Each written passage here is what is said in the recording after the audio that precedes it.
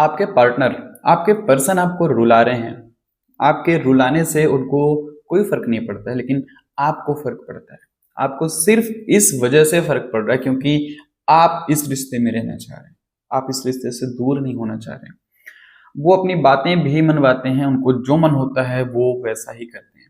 अपने दोस्तों में टाइम देना, अपनी फैमिली में टाइम देना, अपने काम पर टाइम देना, लेकिन सिर्फ आपके ऊपर ही वो टाइम नहीं दे रहे हैं। बाकी उनकी लाइफ में बहुत सारी चीजें हैं करने के लिए, वो सब कुछ कर रहे हैं सिवाय इसके कि आपको टाइम नहीं दे रहे हैं। बाकी उनकी लाइफ एज इट इज चल रही है। हमारे कई बार बोलने के बावजूद भी उन्होंने हमें टाइम नहीं दिया।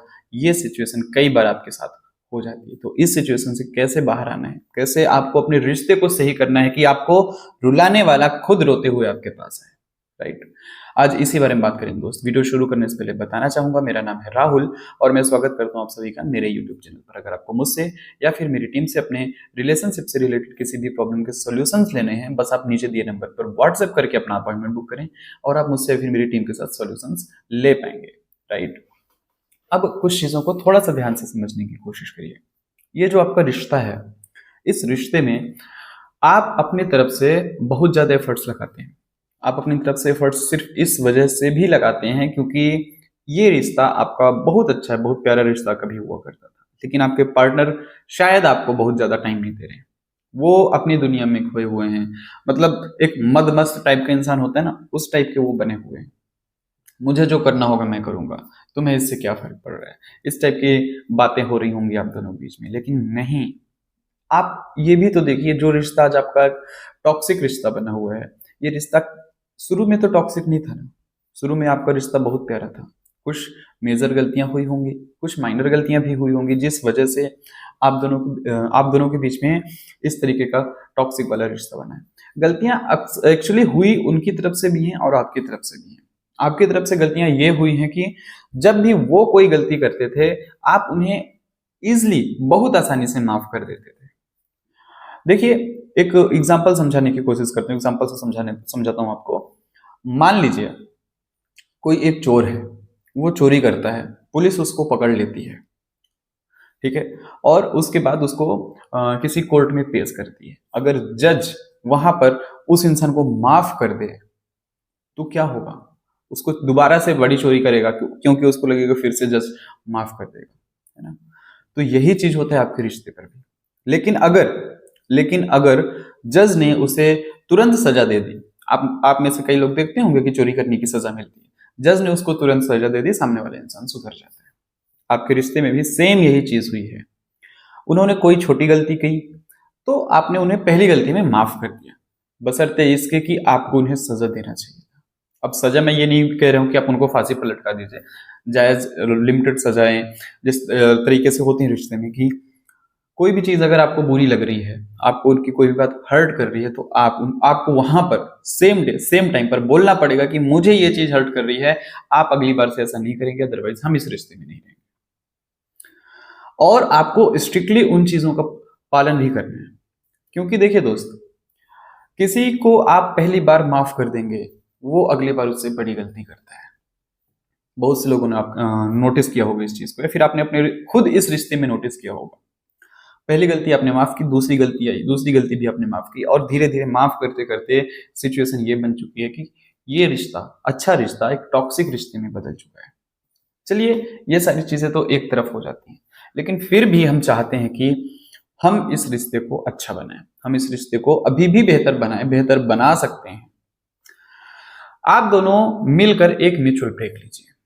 कई बार म्यूचुअल ब्रेक लेने की वजह से भी रिश्ते अच्छे हो जाते हैं। अब मैं यहां पर यह कहना चाहूंगा कि म्यूचुअल ब्रेक का मतलब ये बिल्कुल नहीं है कि आपको अचानक से गायब हो जाना है, ठीक है। आपको उनके टच में रहना है, जैसे दिन में एक बार या दो बार मैसेज कर दिया, इससे ज्यादा बातें नहीं करेंगे।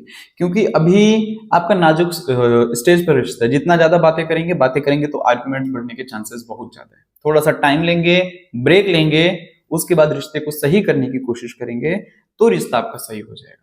लेकिन वो गलतियां आपको ब्रेक लेने के बाद नहीं करनी है जिस गलती की वजह से आर्गुमेंट्स हुए थे।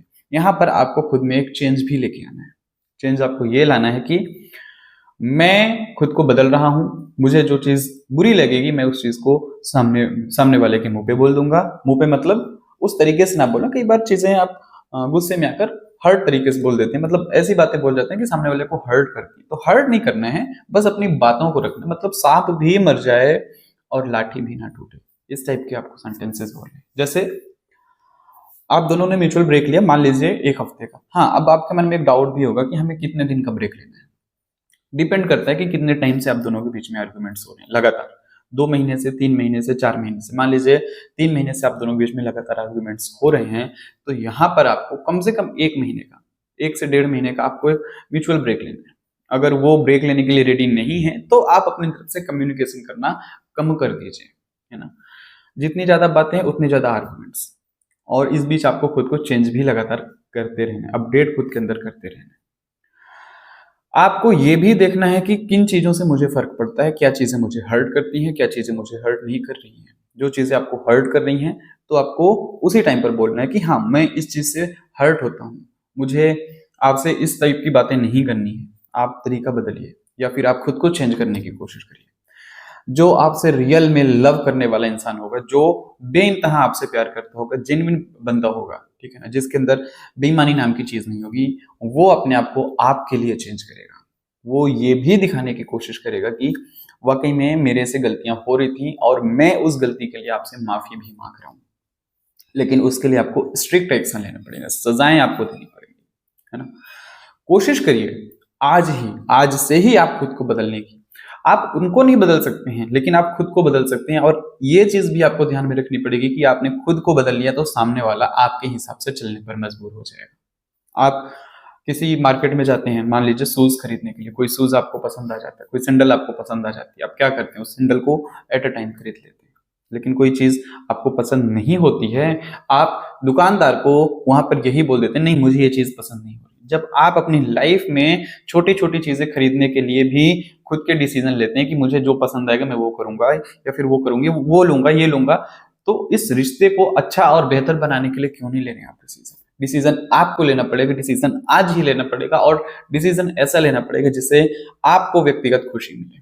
आप दोनों किस चीज को लेकर, किस टॉपिक को लेकर बहुत ज्यादा एक्साइटमेंट फील करते हैं, इस रिश्ते की भलाई क्या है, आपने इस रिश्ते को कितना लॉन्ग टर्म का सोच के रखा है, शॉर्ट टर्म का रिश्ता है, लंबा रिश्ता है, उस हिसाब से आपको डिसीजन लेना पड़ेगा। क्योंकि बहुत से लोग होते हैं मैरिज प्लान करते हैं और उनकी मैरिज फिर बीच में नहीं होती है, या बहुत से लोग मैरिज का प्लान नहीं करते हैं, तो वो उस हिसाब से डिसीजन, जिस हिसाब से रिश्ता उस हिसाब से आपको डिसीजन लेना है, उसी तरीके से आपको आगे भी फर्दर कंटिन्यू करके चलना है। तभी आपका रिश्ता जो आज खराब हो चुका है वो बच पाएगा।